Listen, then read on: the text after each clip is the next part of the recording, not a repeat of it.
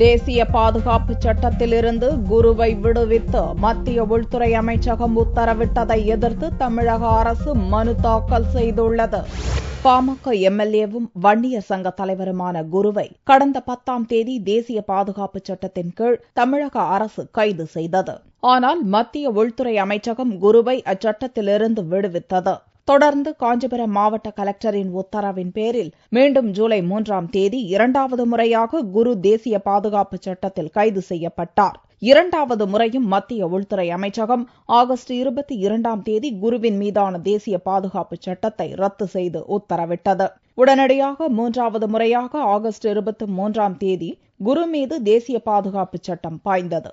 இந்நிலையில் காஞ்சிபுரம் மாவட்ட கலெக்டரின் சார்பில் குருவின் மீதான தேசிய பாதுகாப்பு சட்டத்தை சரியாக விசாரணை செய்யாமல் மத்திய உள்துறை அமைச்சகம் ரத்து செய்ததாகவும், உடனடியாக மத்திய உள்துறை அமைச்சகத்தின் உத்தரவுக்கு தடை விதிக்க வேண்டும் என்றும் திங்களன்று சென்னை உயர்நீதிமன்றத்தில் வழக்கு தொடரப்பட்டது. இவ்வழக்கை அவசர வழக்காக விசாரிக்கவும் மனுவில் கோரப்பட்டுள்ளது.